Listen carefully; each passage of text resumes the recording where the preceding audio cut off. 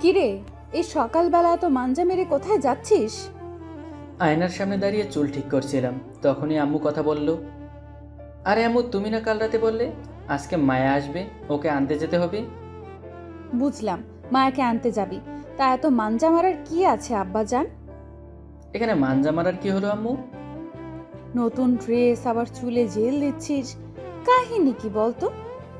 তাহলে একটা কাজ করি, লুঙ্গি আর সেন্টু গেঞ্জি পরে বাস স্টেশনে চলে যাই। হয়েছে, আর কথা না বলে তাড়াতাড়ি যা, মায়া চলে এসেছে মনে হয়। এরপর রাকিব তার আম্মুর থেকে বিদায় নিয়ে চলে যায় মায়াকে আনতে বাস স্টেশনে। চলুন এই ফাঁকে পরিচিত হয়ে নেওয়া যাক আমাদের গল্পের নায়ক রাকিব আহমেদ। আম্মু রাবেয়া আহমেদ। রাকিব তার জন্মের পর তার আব্বুকে দেখেনি। রাবেয়া বেগম একজন স্কুল টিচার, আর রাকিব এবার মাস্টার্স প্রথম বর্ষে পড়ছে। আপনাদের পরিচয় দিতে দিতে রাকিব বাস স্টেশনে এসে গেছে।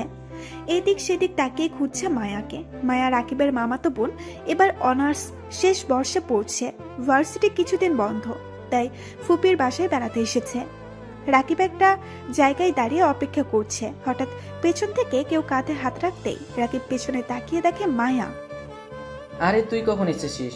আমি সেই কখন থেকে তোকে খুঁজে যাচ্ছি।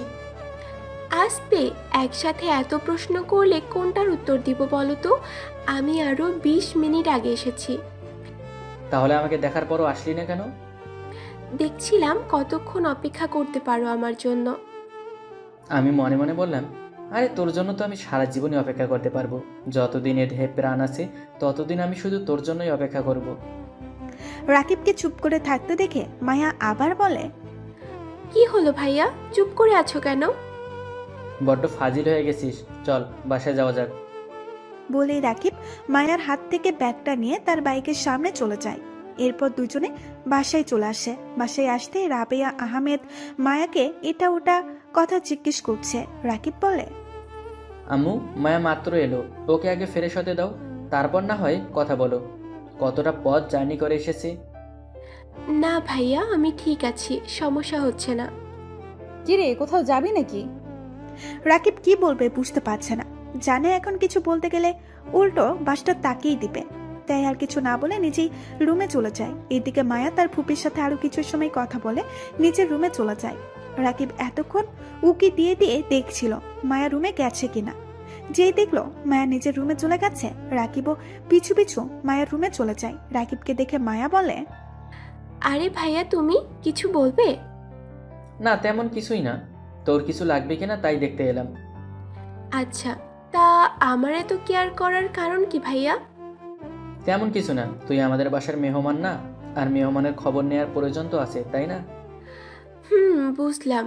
তা আর কিছু বলবে ভাইয়া? তোর ভার্সিটি কেমন চলছে? কোনো ছেলে বিরক্ত করে না তো? সবই ঠিক আছে ভাইয়া। আচ্ছা, তুই চেঞ্জ করে রেস্ট নে, আমি যাই। বলে রাকিব চলে যেতে নিলেই মায়া পেছন থেকে ডেকে বলে, রাকিব ভাইয়া শুনো, বলো। বিকেলে ঘুরতে নিয়ে যাবে আমায়? এমন করে বলার কি আছে? তুই বল কোথায় যাবি, আমি তোকে সেখানেই নিয়ে যাব। তুমি যেখানে নিয়ে যাবি সেখানেই যাব। আচ্ছা, তাহলে রেডি হয়ে থাকিস। আর একটা কথা ছিল। বলো। পাঞ্জাবি পরো নীল রঙের, কেমন?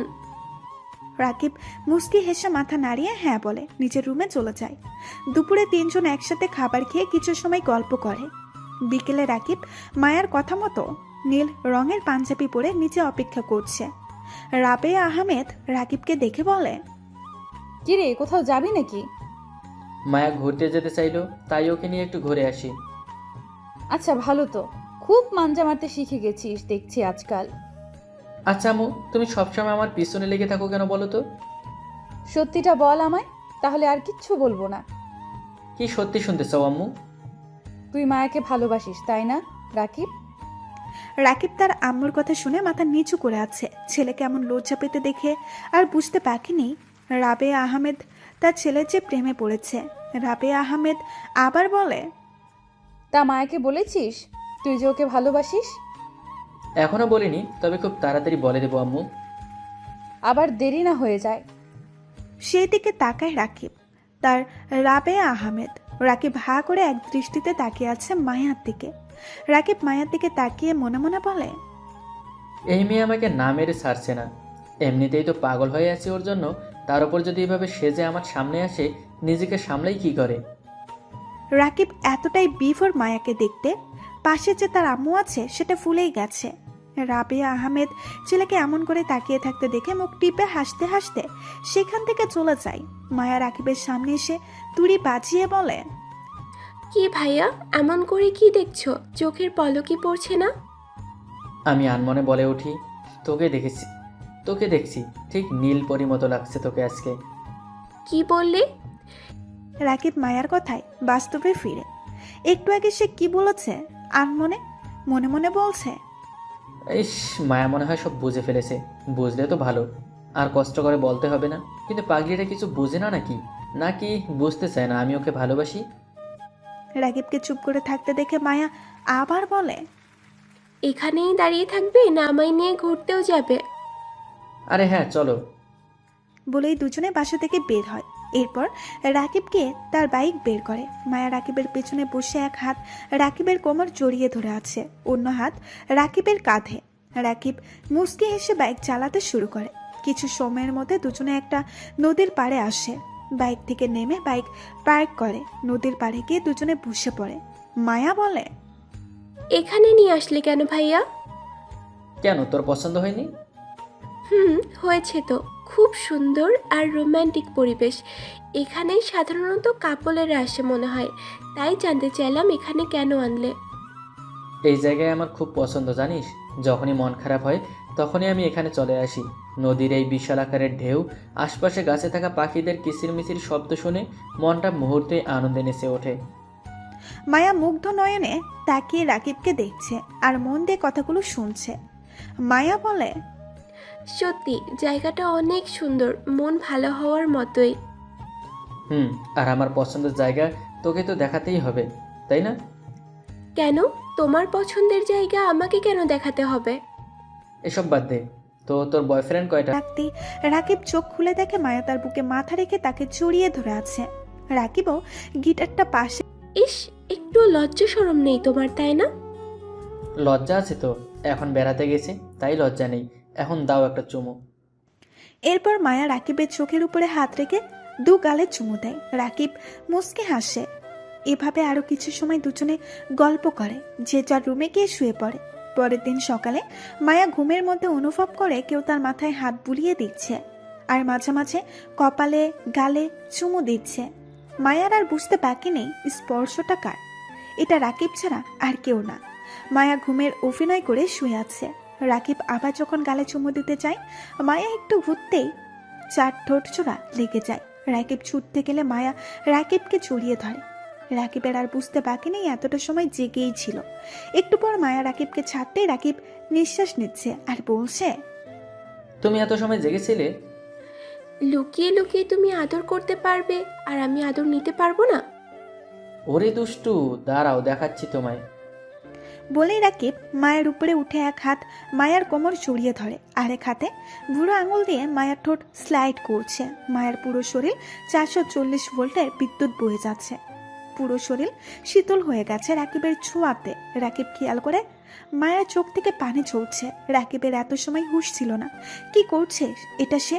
রাকিব মায়ার উপর থেকে উঠে বলে, সরি ম্যাম, আমার এমন কোনো কিছু ইন্টেনশন ছিল না। প্লিজ তুমি রাগ করো না, আমি সত্যি কিছু করতে চাইনি। মায়া কিছু না বলে উঠে সোজা ওয়াশরুমে চলে যায়। রাকিব সেখানে দাঁড়িয়ে মাথা নিচু করে কিছু সময় দাঁড়িয়ে থাকে। একটু পর মায়া রুম থেকে বের হয়ে নিচের রুমে এসে মাথায় হাত দিয়ে বিছানায় বসে পড়ে আর মনে মনে ভাবে, এটা আমি কি করলাম? কি ভাবছে মায়া আমার সম্পর্কে? এতগুলো বছর আমি মায়ের জন্য অপেক্ষা করেছি, শুধু ওর একটু ভালোবাসা পাওয়ার জন্য। আর কাল যখন মায়াও আমাকে ভালোবাসি বলে বুকে জড়িয়ে নিল, আজ আমি সব নিজ হাতে নষ্ট করে দিলাম। এটা আমি কেন করলাম? কেন করলাম? এমন আরো অনেক কথা বিড়বিড় করতে থাকে। একটু পর নিচ থেকে রাবেয়া বেগম ডাকতে থাকে, রাকিব, মায়া কই রে? তোরা আয়, খাবার খাবি না? আচ্ছা আম্মু। নিজেকে সামলে নিয়ে চোখের পানি মুছে রুম থেকে বের হতে মায়ার সাথে ধাক্কা খায়।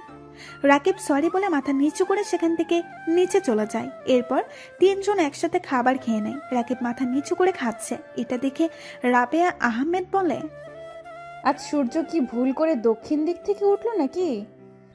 ফুপি, তুমি কি পাগল হয়ে গেছো? সূর্য আবার দক্ষিণ দিকে ওঠে নাকি? না, আজকাল আমার ছেলেটা কিছু না বলে চুপচাপ খাচ্ছে তো তাই। যে ছেলে কথা ছাড়া থাকতে পারে না সে আজ চুপ, তাই বললাম। মায়া ফিক করে হেসে দেয়। মায়ার মুখে হাসি দেখে রাকিবের মনটা একটু ভালো হয়, তবে তার বেশিক্ষণ রইল না। রাকিব মায়ার দিকে তাকাতে মায়া মুখ ফেংচি কেটে অন্যদিকে তাকিয়ে ফেলে। রাকিব মন খারাপ করে খাবার সবটা না খেয়ে হাত ধুয়ে উঠে যায়। মায়া খুব বুঝতে পারছে তার উপর রাগ করে খাবার খায়নি। এরপর রাকিব তার আম্মুকে বলে বাইক নিয়ে ভার্সিটি চলে যায়। ভার্সিটি গিয়ে বন্ধুদের সাথে আড্ডা দিবে, কিন্তু কেউ তার সাথে কথা বলে না। ভার্সিটি থেকে বের হয়ে যায়। রাকিবের মনটা খারাপ হয়ে যায়, মনে মনে বলে, এদের আবার কি হলো? আমি কি কোনো ভুল করেছি? আমার উপর কোনো কারণে হয়তো রেগে আছে। বলেই মন খারাপ নিয়ে সকল ক্লাস শেষ করে বাসায় চলে আসে। বাসায় এসে কলিং বেল বাজাতেই রাবেয়া আহমেদ দরজা খুলে দেয়। রাকিব ভেতরে ঢুকে দেখে তার মামা মামি, নানু আর দিদুন এসেছে। সবাইকে একসাথে দেখে কিছুটা অবাক হয় রাকিব, কিন্তু কিছু না বলে সবার পা ছুঁয়ে সালাম করে। একটু পর রাকিবের বন্ধুরা এসে হাজির, সাথে একটা হুজুর টাইপের লোক। দেখে কাছে কাছে মনে হচ্ছে রাকিবের। রাবেয়া আহমেদ বলে, রাকিব, তুই আর মায়া একে অপরকে ভালোবাসিস, আর মায়া এখানে বেড়াতে নয়, তোর বউ হতেই এসেছে। আমি আর ভাইয়া ভাবি মিলে সব আগে থেকেই ঠিক করে রেখেছি। আমি যেন আকাশ থেকে পড়ছি। আম্মুর কথা শুনে আম্মু আবার বলল, মায়া তোকে ভালোবাসে সেটা তো ভাইয়া ভাবিকে বলে এসেছে, কিন্তু তুই তো কখনো বলিসনি। তাই গতকাল বিকেলে যখন শুনলাম তুইও মায়াকে ভালোবাসিস, বাস ভাইয়া আর ভাবিকে চলে আসতে বললাম। মানে এসব কিছু তোমাদের আগে থেকে প্ল্যান করা? বাপ রে, ভাবা যায়? আর শালারা, তোরা বন্ধু হয়ে আমার থেকে সব কিছু লুকিয়ে গেছিস। তাই তো বলি, কোনো কারণ ছাড়া আমার সাথে কলেজে এমন বিহেভ কেন করলো? আমি বারণ করেছি ওদের। আচ্ছা আম্মু, মায়া রাজি তো এই বিয়ের জন্য? মায়া নিজেই আমাকে তুই কলেজে যাবার পর ভাইয়া ভাবিকে আসতে বলেছে। মায়া কোথায় আম্মু? এখন আর মায়াকে দেখতে হবে না, বিয়ের পর একেবারে দেখিস। কাজী সাহেব, আপনি কাজ শুরু করুন, আমি বউকে নিয়ে আসছি। আরে আম্মু, ফ্রেশ হতে তো দাও আগে। চুপচাপ বস ওইখানে। বাস আর কি। রাকিব বাদ্য ছেলের মতো বসে পড়ে। একটু পর রাবেয়া আহমেদ মায়াকে নিয়ে নিচে এলো। কাজী সাহেব বিয়ে পড়াতে শুরু করে। বিয়ের কাজ সম্পন্ন হলে কাজী সাহেব দুজনের জন্য দোয়া করে চলে যায়। রাকিবের বন্ধুরা আগে থেকেই বাসর ঘর সাজিয়ে রেখেছে।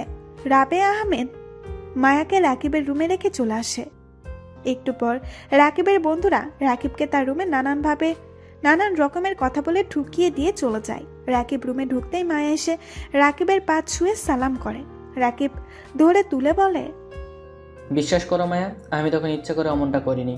তুমি খুব কষ্ট পেয়েছো জানি।